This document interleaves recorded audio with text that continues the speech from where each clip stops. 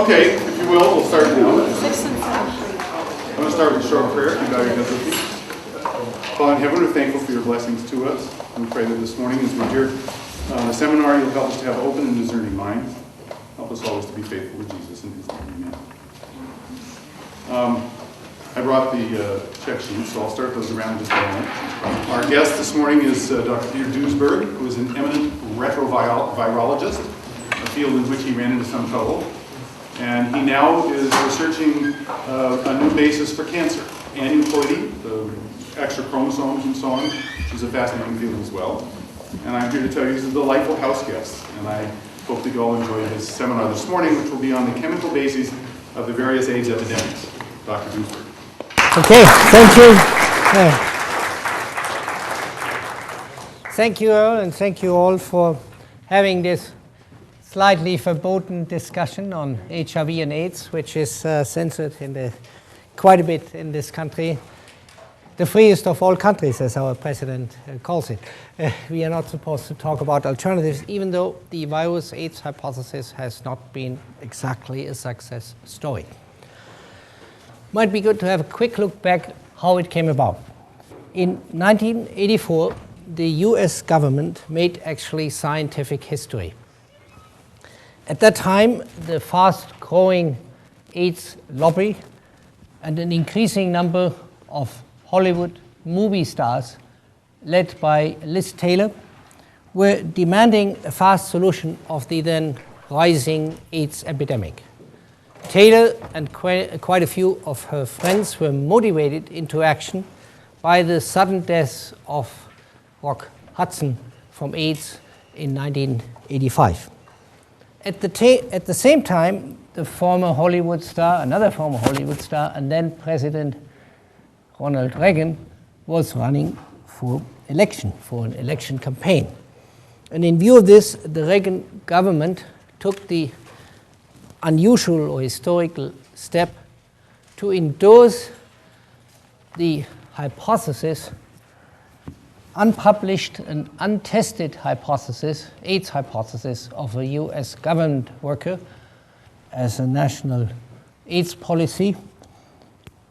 The government worker's name is Robert Gallo, and Gallo had proposed or postulated that AIDS is caused by a blood-borne virus that kills the T cells and as a result generates immune deficiency, but oddly that this virus would be sexually transmitted. At the same time, Gallo and the Secretary of Health and Human Services at a press conference where that was announced promised a vaccine within 2 years of that time that would be ready by 1986 to end the epidemic and of course get Ronnie Reagan re-elected. But in the rush to provide a quick answer and a convenient solution, a number of problems were overlooked immediately. One of them was that retroviruses are inherently not killing cells. They're not cytocidal. They are indeed a special class. Most viruses make a living by killing cells at a time, producing lots of new viruses and then infect other cells, and then the process is stopped by immunity, but not with the retroviruses. And it was for that very reason that these retroviruses had been investigated by Gallo, by Duesberg, and by a huge group of researchers trying to link viruses to human cancer. We were funded at the time by Nixon's War on Cancer, the so-called virus cancer program. And we achieved a lot except one thing. We couldn't prove a single virus causing human cancer. And that was, of course, quite frustrating for us, and a lot of us retrovirus researchers were now looking or searching for new diseases for our viruses and, of course, for our postdocs, our cans, and our careers. Among them, Robert Gallo. So the press conference of Reagan came like a windfall to us. Overnight, millions became available to study the AIDS virus that Gallo had said was also a retrovirus, and to make a vaccine. All of this was looking like a waterfall to us, and we were busy making, overnight there were thousands of researchers now, AIDS virus researchers, that tried to develop this vaccine, and Ronald Reagan was elected. That's now 20 years ago.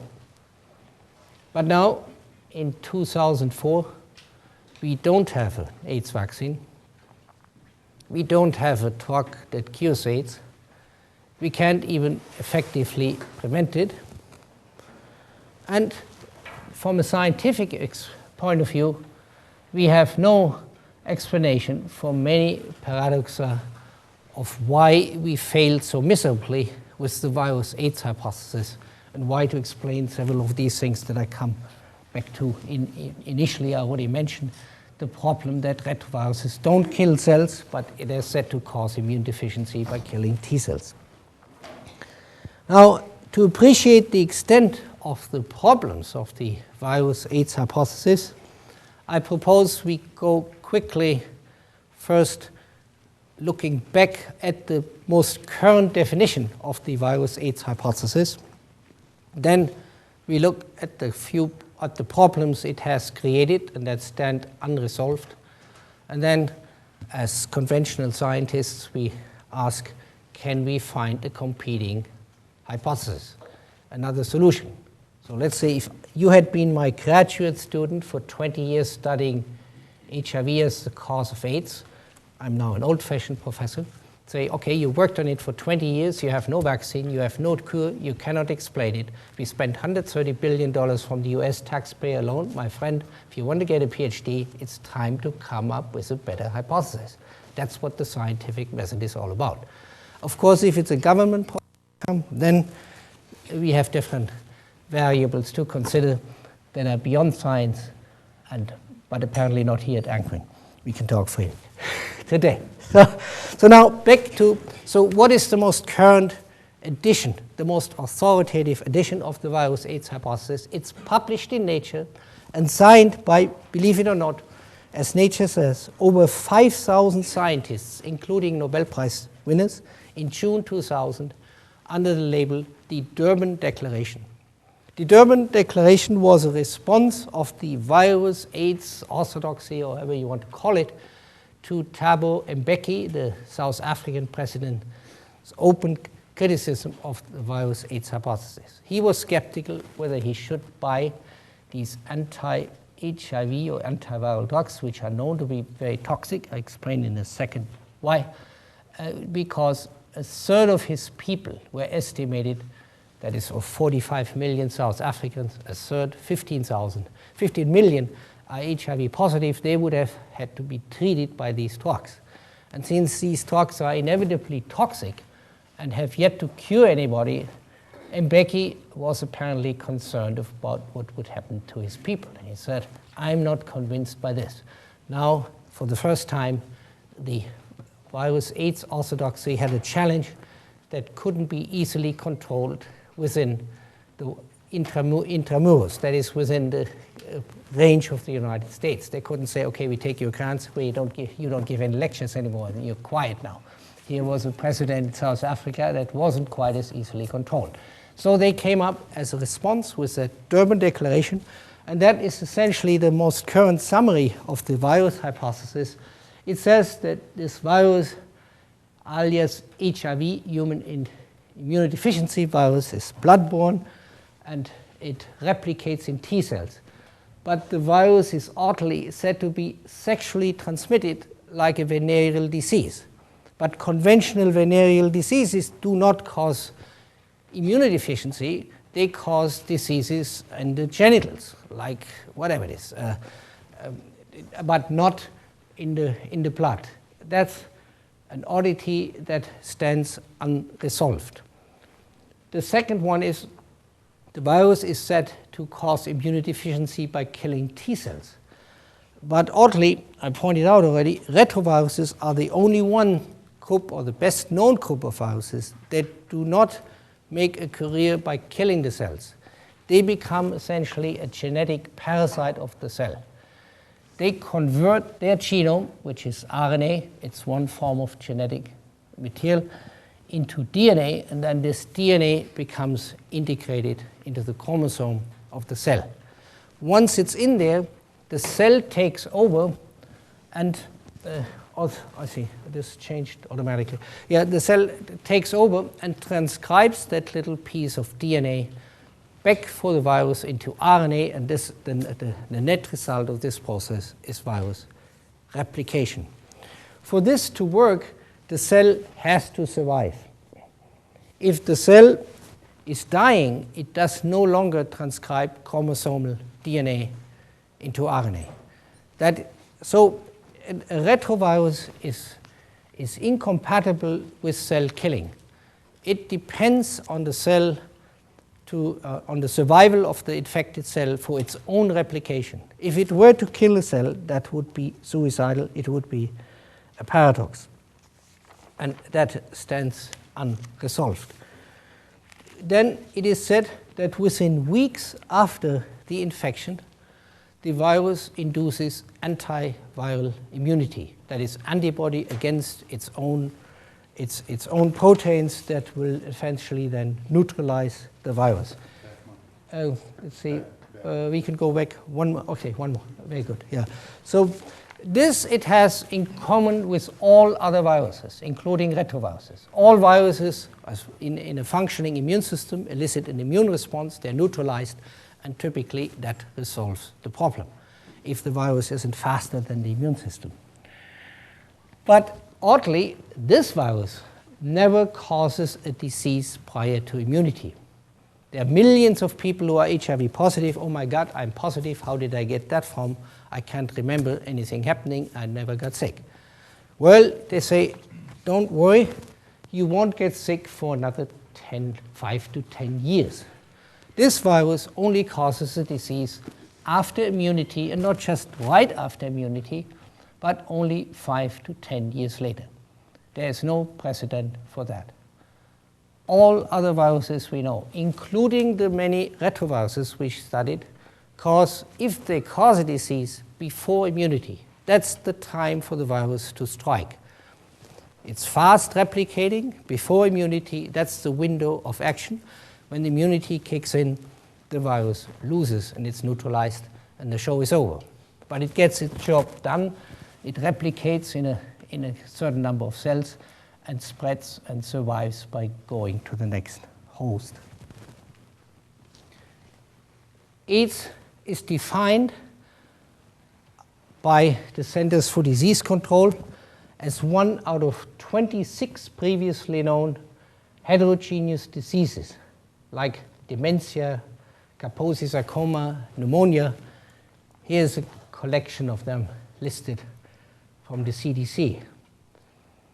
The common denominator of these diseases, to reduce it to an HIV function, is said to be immunodeficiency. So it's like leaving the door open in Berkeley, I guess not in Anchorage. Very soon a lot of things come into the house. Apparently not here. He says you can leave the door open, nobody comes in.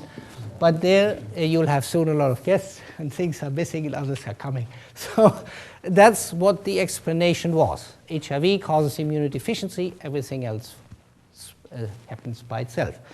Now that is pretty good as an explanation for microbial diseases. Diseases caused by viruses, bacteria, or fungi. They prey on immunodeficiency. If you have no defenses, they can prosper. But it's no good for some of the most characteristic AIDS diseases, like Kaposi sarcoma, dementia, wasting disease or weight loss, cervical cancer, they added recently, or lymphoma and leukemia. Cancers are not a consequence of immune deficiency. They are so-called nude mice. It's an experimental animal that has no T cells. It gets all sorts of infection, but its cancer rate is the same. Humans are born sometimes without a thymus or losing it. They get all sorts of infections, but not cancer. Cancer is not immunogenic. It's made entirely of your own material. The immune system cannot see it. A third of us, in fact, develop it statistically in their lifetime, while our immune system is perfectly all right. It deteriorates as you get sick, but everything else deteriorates too. You don't lose weight from losing T cells or it doesn't matter whether you're smart or stupid, the immune system is independent of it. A high IQ could mean low T cells or or high T cells and vice versa. There's no connection between those. Well, that's another problem. And yet, one more that I would like to address here very briefly is unlike any other viral infections, AIDS is said to be not self-limiting by immunity. See, if you didn't have the immune system, you had a flu or herpes or hepatitis infection, it wouldn't stop until you're dead. You would be like a huge tissue culture for the virus. If the virus can take, that is, it likes you, likes your cells, it wouldn't stop until every last cell is infected and dead or is converted to a cancer cell, what have you. But not so with HIV. They say there is no spontaneous limitation of the disease by immunity. The only way, therefore, we can stop is by interfering with antiviral medications. Otherwise, it takes the course of a normal cancer. But from a virologist point of view, from a virus point of view, this is a very bad strategy. In fact, such a virus would be a suicide bomber. If it every time killed its host, which it infects, it would very soon run out of host organisms to infect, and it would itself die out. There is no microbe that inevitably kills its host on infection, as they say for HIV. Another problem that stands unresolved. So now we have down what is said to be the virus AIDS hypothesis. This version signed by 5,000 scientists in Nature in June, including Nobel Prize winners. But even these big names couldn't help the failure of the hypothesis to produce a vaccine or an antiviral drug that would work or explain all these paradoxes in terms of science. Briefly again, the problem with the vaccine.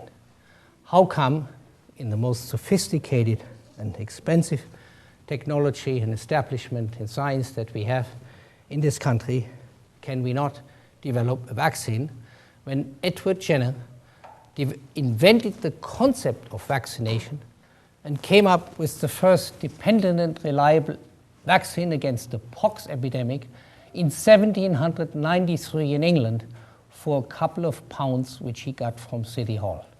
The concept stands today and it remains the standard of vaccination against pox virus.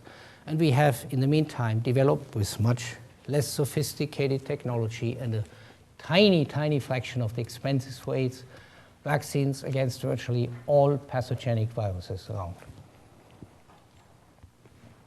Unresolved problem. Why is there no virus in AIDS patients? Whenever we look at an AIDS patient, all we ever get is what they call an HIV test, which is a euphemism for antibodies against the virus.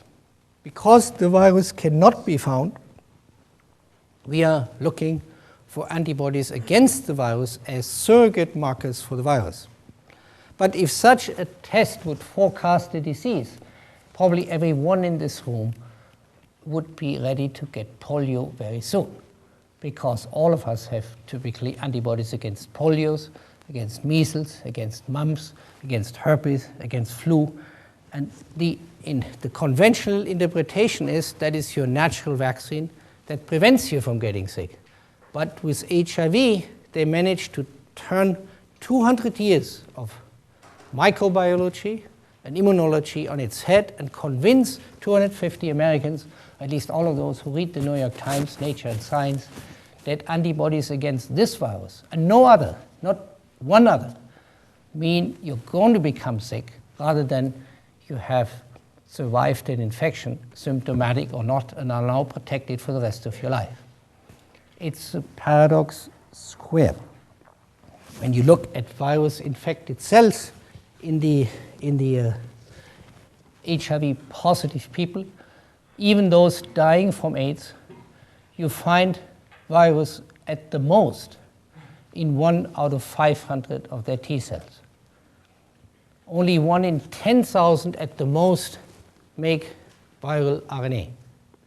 That is the hallmark of a passenger virus, which means a virus that is irrelevant for your health, that just uses you as a passenger for its own replication and existence. It plays the role like a passenger on an airplane. It doesn't determine when it starts and where it flies and when it lands. It's just sitting there. Well, it's adding a little weight to the flight. It taxes you a tiny bit, but unnoticeably for the host organism. 99% of all viruses that are known to science are passenger viruses. We only know the real bad guys like flu and polio, but we don't talk about and don't make careers with the 99% of harmless passenger viruses. And all retroviruses, and I'm talking here 25 years of experience, outside the laboratory, all retroviruses that we know are passenger viruses. They're the most harmless viruses around. You find them in monkeys, in humans, in chicken, in cows, in fish, and in birds. Everywhere are retroviruses doing know nothing, as we say in Oakland. So they're passenger viruses. They cannot be detected unless you use such sophisticated methods or indirect methods as antibodies. Now, because AIDS is nevertheless assumed to be caused by the virus, and it's said that the antiviral immunity that we detect with the virus is no good to prevent it from causing the disease, 450,000 Americans currently are treated for antibodies against the virus and the possible threat of AIDS or having AIDS already with antiviral medications. And these are not aspirins or vitamins, pills. They are treated with DNA chain terminators, the same drugs that were developed 40 or 50 years ago for cancer chemotherapy. In an effort to prevent the virus from replicating, remember I said it converts RNA to DNA, it has to make some DNA. So they said, okay, we are very smart, we're inhibiting DNA synthesis. That's exactly the same idea that is used to prevent or treat cancer. You inhibit fast-growing cells from growing. It's not pretty. All fast-growing cells die when you apply chemotherapy to a cancer patient. The advantage you have is that typically the cancer grows faster than all other cells, and you stop the therapy when hopefully the cancer is dead and the patient still alive. That's current cancer chemotherapy. And this same logic is now applied to the virus. There is no good antiviral chemotherapy, not theoretically and not practically, because the virus has no biochemistry of its own. It's like a CD that you shift in this computer, but everything is done by the computer or the projector. It's just a piece of information. All the handling, the DNA synthesis, RNA, protein, is all done by the cell. So every time you want to interfere biochemically with the virus, you interfere with the cell. If you inhibit viral DNA synthesis, good idea. But you also inhibit cell DNA synthesis. So the consequences are dramatic. And this is why, despite 50 years of antibiotic research, we have never found an antibiotic that goes against the virus, because the virus is completely maintained and manufactured by the cell. Bacteria and fungi have their own metabolism. There you can interfere with the cell wall, the protein synthesis that's slightly different from ours, but not with the virus. Even nature has never come up with an antibiotic against viruses, except immunity. And that's a good indicator. If nature hasn't been able to do it, I don't think our genii at the NIH or in Berkeley will come up with a solution pretty soon. It's theoretically not possible, and if it were practically possible, all the Nobel Prizes are deserved. But I have yet to see it coming. And ACT certainly ain't the answer. And here is what we are giving them. See, in order to, let me see. Here, this is how ACT or the DNA chain terminators that these 450,000 Americans are supposed to take every day. they often complain about poor compliance, and you can imagine why. If you had chemotherapy every morning, you're throwing up, you're losing your hair, your immune system is depressed because fast-growing cells in the bone marrow are inhibited, the epithelial cells in the gut, the skin are the major carriers. So the ACT, which is the best known of them, is an analog of thymidine. See, our DNA is essentially a polymer of these 4 nucleotides. And the ACD, see, they have all a hydroxyl end at the 3' end, and a phosphate here at the 5' end. And what you do is acetothymidine, well, that's why it's called an analog of thymidine, is there's an aceto group here instead of a hydroxyl group. And now the polymerases cannot hook it on anymore. It terminates the chain, and with it, the life of the cell, if you're lucky. If you're unlucky, it makes some kind of a wild mutation that could itself lead to a cancer later on. Chemotherapy is a double-edged sword. It is, of course, when you're fighting a life-threatening cancer, every weapon is okay, but the price is often not only the immediate collateral damage is secondary cancers. This goes up significantly after chemotherapy. So here we are doing this as a prophylaxis with a substance that is inevitably toxic. And in fact, David Rasnick had shown that picture. We have it here somewhere too. But it's also known to be, it's advertised to be toxic for the bone marrow, like all other chemotherapy. You can read it in every red book. Chemotherapy is immunosuppressive.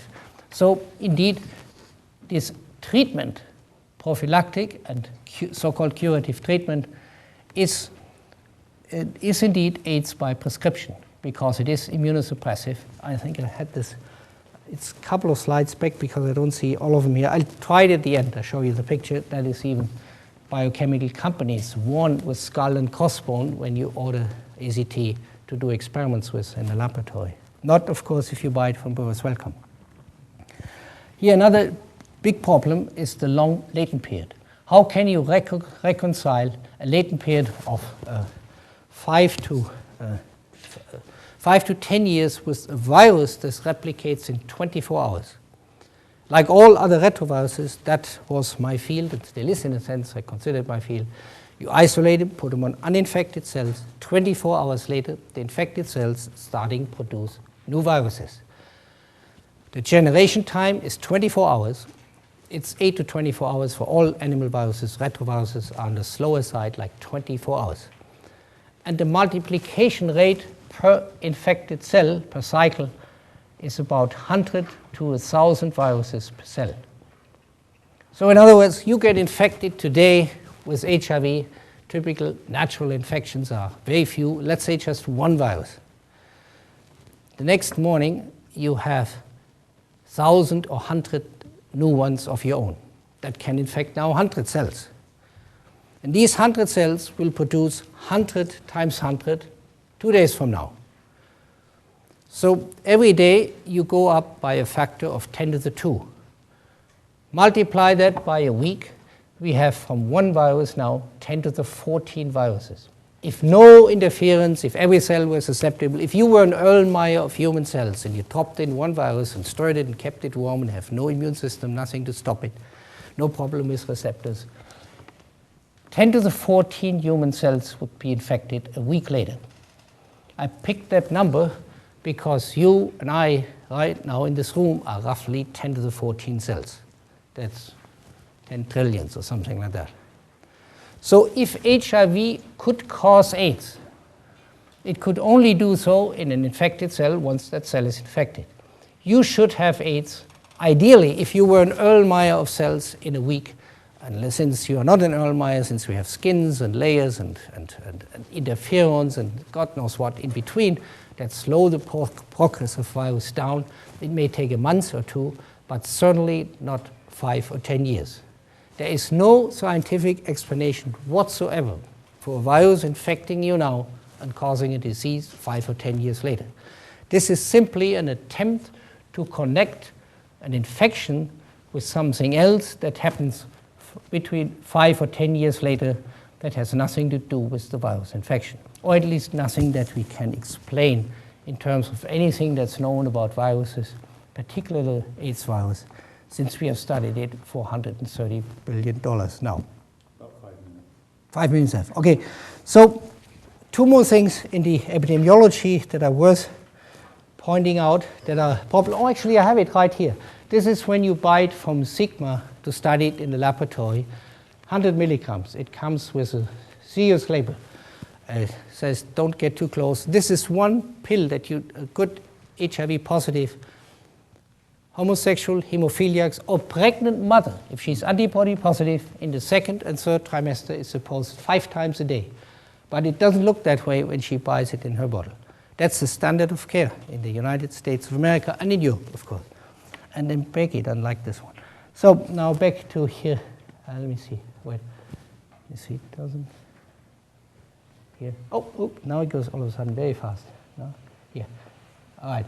So this is how the epidemiology, that's another subject that needs to be explained. A typical infectious disease, maybe I should show that first. It was on the next one here.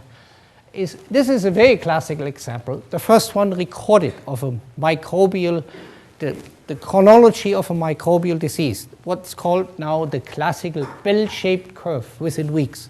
You can read Camus, The Plague. The infection, a new infection comes into a population. Let's say like syphilis came to California with the monks, the missionaries, and 99% of the Indians were dead within a few months from syphilis and tuberculosis from the holy man. The epidemic peaked, like in the plague in London, within a few months. 90% were dead or resistant to the virus or the microbe, and now the microbe couldn't further spread because it is self-limiting by antiviral immunity. The survivors are resistant, and the epidemic disappears at the same rate as it came. A seasonal flu, the flu after World War I, all of these epidemics have that shape. But now look at AIDS. It's going up in the US and here other countries, slowly over a decade, coming down again slowly over a decade. That is not the pattern of a typical infectious disease, and it's not self-limiting. It's continuing to go. This is the pattern of so-called lifestyle diseases. Lung cancer and emphysema from smoking. Let me see, I may have it there. Here it is, for example. That's in the textbooks they show. Here's smoking in England, males, and now how they develop emphysema and lung cancer 10 or 20 years later. Again, see, there we have latent periods of 10 or 20 years. Because in a virus, the toxic dose is actually generated by the microbe replicating in you. But if you take drugs like cigarettes, cocaine, heroin, or aspirin, whatever it is, you determine the dose. The dose is the poison, but the dose, it's not a self-replicating toxin. It accumulates, and there's a point of no return, a threshold of toxicity that you reach years later. Here's women in England also. It is also classical examples of lifestyle diseases.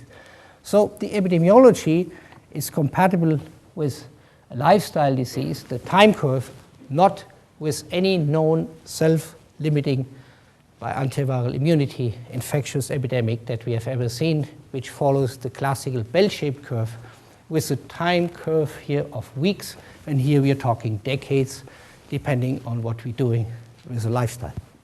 And the last problem that I want to briefly, or 2 more, that I want to briefly address, no, I think it's not here, well, that comes in a minute, is that maybe here, the Sloan type, the epidemic in America and in Europe is 80% male. Summing up all AIDS patients is male, and these are not just your all-American males from Berkeley or Anquin, but 1/3 of them are intravenous drug users and 2/3 are male homosexuals. And again, it's not your male homosexual from next door, it's male homosexuals who self-report thousands of sexual contacts, enviable numbers of sex, but this is not done with God's aphrodisiac testosterone, but it's done with whole batteries of chemicals. I think here is, for example, a report from the CDC before 1984. They analyzed AIDS male homosexuals at risk for AIDS for what drugs they take for sex and for parties. And not just for a weekend, that goes on for years. And you see what kind of list of drugs these are. Barbiturates, metacrylone, LSD, phenylcyclidine, amphetamines, cocaine, ethyl chloride, nitrite inhalants, and now you can add to all of them ACT. They never reported one single man in the huge literature on AIDS of these gay risk groups that hasn't taken any drugs and got AIDS simply from sex. Remember, sex is about 3 billion years old. These chemicals are in the order of 50 years old. So we had time to adjust to all the risks with sex, and it worked pretty well. 6 billion of us are around. But the chemistry is relatively new, and evolution didn't have a chance to adjust to injecting a gram of cocaine and having 30 partners per weekend. That takes a while until we get resistant to that. So this is one other problem, and then I wanted to come to a last one. Well, maybe I could say something in favor of the virus hypothesis. The virus hypothesis exactly predicts the random distribution between the sexes in Africa. But it steps on its own foot with it, because it says the same virus that causes a male epidemic of homosexuals and intravenous drug users, predominantly in Europe and America, causes a sexually equally distributed in the virus. That's a paradox in itself. Although it makes sense for microbes to not to discriminate between the sexes, certainly not between homo and heterosexuals. And here's the last one, if you haven't seen enough yet. In America, a paradox that I want to list. We have in America 850,000 AIDS patients since the AIDS epidemic started. All of them, virtually all of them, have been seen by several doctors and healthcare workers and have been treated, died, and published in hospitals. Hardly anybody on the street. It's not like the regular bum dies on the street. These are published and studied by scientists. Now, I encourage you to check with your best computers the huge American or European literature on AIDS and find one case definition of a doctor or healthcare worker who ever contracted AIDS, not HIV. There's a passenger virus HIV. Some of them picked it up. I'm saying AIDS from his or her patient. And I could never find even one. In the peer-reviewed literature, there's always some report, this and this happened, but then they don't tell you what the circumstances were. A scientifically confirmed case I've never found. There are 10,000s of heroic HIV/AIDS researchers who have grown massive amounts of HIV in their laboratories. Not one of them, Gallo, Montagnier, J. Levy, Ramos, Robin Weiss, not one of them has ever developed AIDS in 20 years from this deadly virus. And they don't mess around with titers that you can find, like in AIDS patient. We have it now growing in cell culture away from the immune system, 10 to the 6 per milliliter, not one. And we have no vaccine to protect them, nothing. That's hard to explain in terms of an infectious disease. Because you see, when you have a heart for viruses, which I still have from 25 years of virology, they have to make a living too, just like we. And they have to find a date here and then, because if the old date dies, they have to switch to the next guy. That's how they have survived in nature. And if they can't take advantage of 850,000 contacts between a doctor and a patient, which are often more intimate than sex, because they do needles and blood transfusion, accidental needle sticks, and reach in here and reach in there and take them apart, stick them back together. If that doesn't work, doesn't look good for an infectious disease. So is there a better solution? Suppose we were in the best of all worlds, in the freest of all countries we already are, according to our president. Couldn't we say, could it be a chemical epidemic?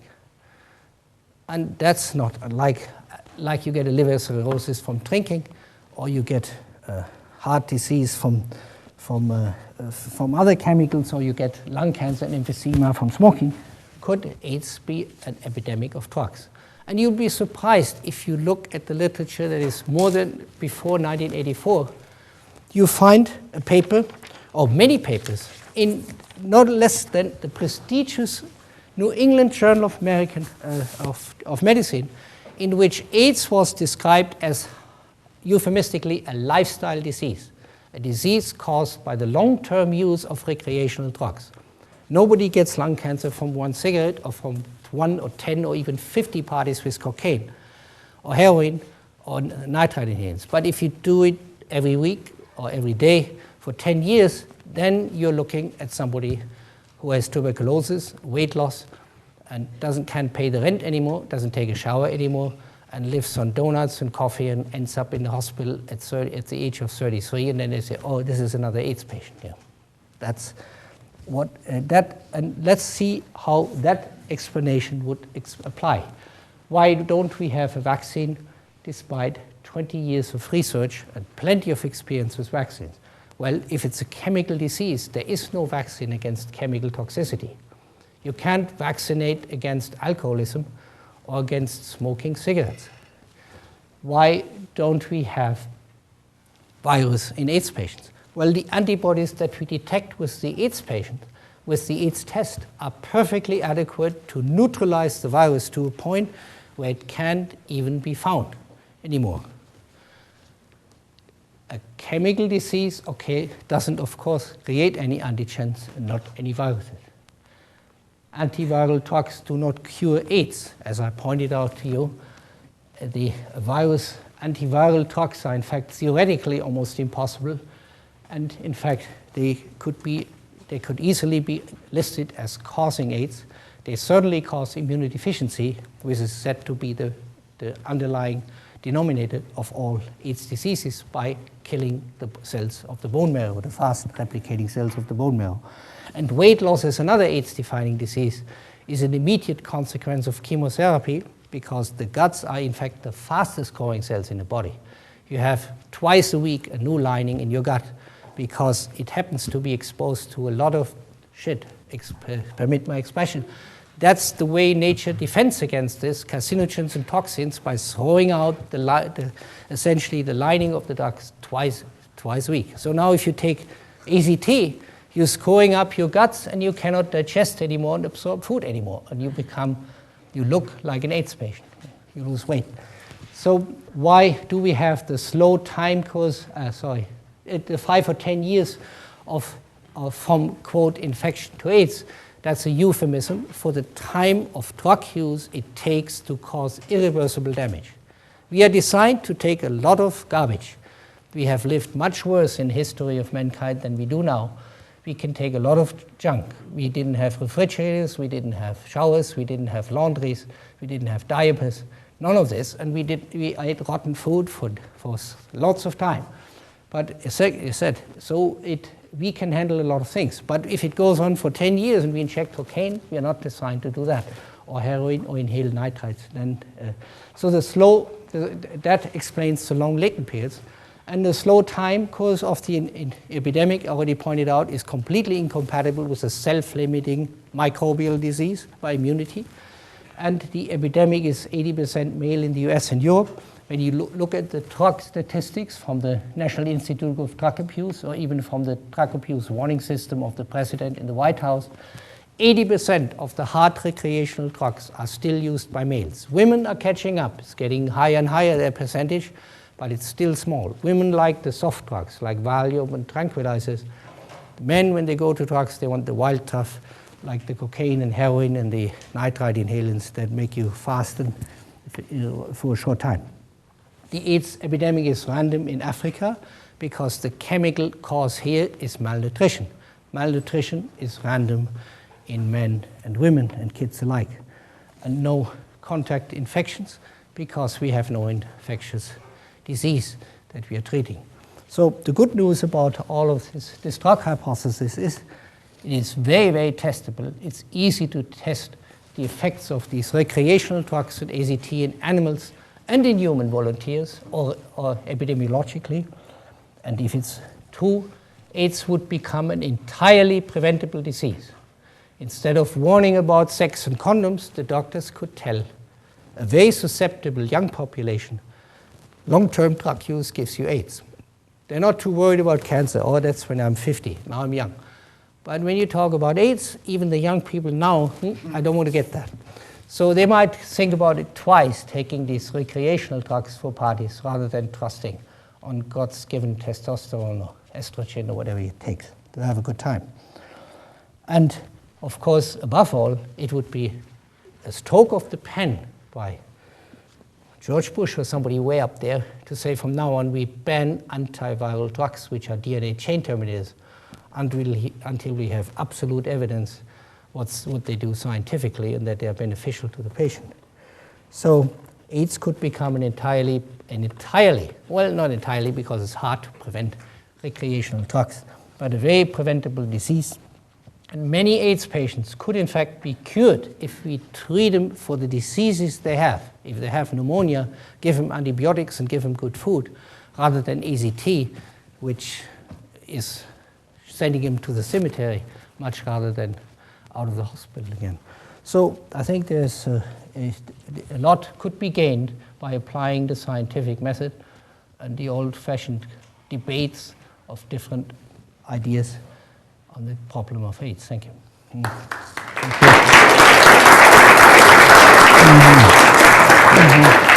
So, we have a few minutes for questions before we go. Make sure that you've gotten that slip around and initial your name. See, I've been fair. I gave even the virus hypothesis 1+. Yeah, yes. Yeah. Terry, yeah? One thing I think that's interesting here is that you may have set up a straw man and asked him for a virus to try to do something. Why does it wait 7 or 8 years? Yeah. Well, in fact, the orthodox view is that after contact with the virus, you have an acute infection within a couple of weeks. Yeah.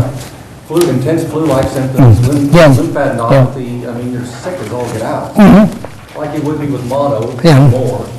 And then it goes into the long asymptomatic period. So I don't think it's fair to say that the virus is just sitting there doing nothing for 7 or 8 years.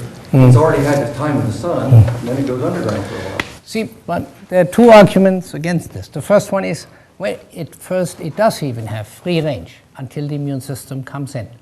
And there are some rare studies that actually find even virus titers in humans before immunity. That would be its best chance to cause any one of the 26 AIDS-defining diseases if it could do it. Then it's unchecked by the immune system. That's the window when all viruses show their pathogenic potential. When they first strike, sometimes they come back, but typically when they come back, they are slowed down by remaining immunity. But the first time around, they have the best chance of doing damage. And never... That's with acute infections. Well, that's an acute... Initially, it's an acute infection. Herpes isn't eliminated by the virus. The antibody is almost irrelevant in that. You're right, but the first herpes attack is usually the worst. Until, of course, very late when you, let's say, we talked about it last night a bit, when you get very old and your immune system fails, or you have a cancer patient, you're under chemotherapy, then a herpes can come up as a shingle all over your body because there's no immunity left. But the first time you get a herpes genital or herpes labialis in the lips, when I had my first thing, it was half of my face. Now it's tiny little things because there's remaining immunity left. But when I'm 85 and get chemotherapy, maybe I could die from herpes coming back, and with a vengeance. But there is no virus that consistently misses its best opportunity to strike, which is before immunity, the first round, when you're susceptible. None. There's not one example. Some come back. That's where all viruses do most of their harm. When they first get you, you're not vaccinated, and then you're susceptible. Depending on the level of your immunity at that time, that's when they strike. If there's no virus, then why are people testing positive after sexual exposure? Well, see, I said what they test positive for is antibody against the virus. Well, If I would use the same test now, and I would probably find you testing positive against polio. See what I mean? You're have- saying that right now if you test me, I'll test positive for polio? Polio, yeah, antibody against polio. You have been vaccinated, haven't you? No. Oh, that's so. Maybe you won't. But what about measles? Have you been vaccinated? So you would be positive for measles. I'd be positive for the antibody. Yes, that's exactly what you are with AIDS. That's what they're testing. But they do test the viral load. Let's see, viral load is another slightly deceptive concept. Okay, let me ask you this then. Yeah. If I've tested negative for HIV Yeah. and another person tests positive for HIV, and then I sleep with that person Yeah. and I test positive for HIV, Mhm. then aren't they transmitting something to me? Yeah, a latent virus can be transmitted, but it's a lot of work. Remember that. But you're Even saying this- virus I can give you the publication. No, he hasn't said the virus doesn't exist. Well, The no virus- virus, only HIV antibodies. No, I said it's passenger virus. It's a retrovirus. Like, in fact, there's Number hardly... two means they don't find the virus in the AIDS case. They're not finding this virus. What they're finding is the antibodies. So, back to your point by the notes. Unlike the cytokine viruses, the retroviruses are not killing cells. So when the immune system comes in, it shuts them down to those that don't express any genes or any functions. They're still in there in some cells, but only in a minority. Only 1 in 500 cells contain a latent retrovirus, and only 1 in 10,000 does anything. So what you measure with viral load is you essentially amplify on the bench a needle into a haystack and see, oh, look, I found the virus. It's a great research tool. But you have to take blood, 5 million cells, put it in a test tube, and now put primers on that amplify if there's a piece of viral DNA. And they can detect 1 in 1,000, sometimes even 10,000 cells, and amplify it overnight, and cycle after cycle, until you have enough DNA to see it next morning on a gel or any other method. See, oh, the viral load is enormous. But when you divide it by the rounds of amplification in the test tube, there's nothing left in the patient, enough for 1 latent virus in 500 cells. So are you saying that everybody has the virus? It's just No, that no. everybody- Some people have it and some don't. It's like with there will be, you'll be surprised, there's literally hundreds of these passenger viruses, reovirus, cytomegalovirus, adenovirus, there are some and not in the others. They're irrelevant. If your immune system works, you can handle them all. We have emerged out of an ocean of microbes only because we have an immune system. If it fails, you're like a camembert on your kitchen table. You'll be rotting in 2 days. Or you get full of antibiotics. Or you Many of you have other classes as I do, so we're going to have to break it up. If you'd like to talk some more, please come down. We'll be up here in front for a while.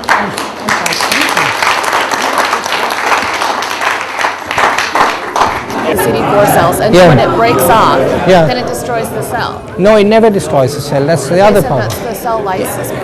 That's what they would like to do, but it doesn't do it. You know how they mass produce HIV, I mean with proteins for the antibody test? In T cell lines that are still growing now 14, 16 years later. Some of them were generated by Gallo in 84. They're still there 20 years later. It doesn't kill these cells. So they call on indirect mechanisms for cell death, but they have no explanation why the cells died. Well, and 98% or 99% of the cells that are dying are not even infected. It's only 1 in 500 that's infected. So if I tested positive for HIV right now, I should never take any antiviral drugs, and I would never come up with any disease I process. wouldn't worry about nothing except, the wild antiviral drugs. That's the only thing to worry about. I There's wouldn't. people that die without taking the antiviral drugs. There are people that get better with the antiviral drug. Yeah, only for a short time though. Look at Magic Johnson. Yeah, did you know he took them? Do you know it? He never says it. He always says, I take my medications. He's very careful. He never gives a label and nothing. Well, what about the statistics for counties and stuff like that have people on antiviral drugs and they get better all the time? Yeah, see, that I would like to see. See, the mortality of people on antiviral drugs, there are these huge so-called epidemiological studies, are roughly 7 to 9% per year. 7 to 9% of those on these drugs are dying. But if you look at the World Health Organization, they list 40 million people on this planet have HIV. And if you look at their mortality, it's normal. It's 1.4%, 5%, which is the mortality of all of us, and, since most of us die or have a high chance of dying around 80. So the mortality of HIV positive people in the world, most of them don't get drugs, is the same as uninfected people. And those treated with drugs is like 6-7 times higher, 7 or 8, 9% mortality. And they say, oh, if we hadn't given you the drugs, you would have died even sooner. Where's the control? They have never your control. statistics are worldwide, not specific to the United States? Is that what you're saying? Both. The one that I gave you now for the World Health Organization, that's worldwide.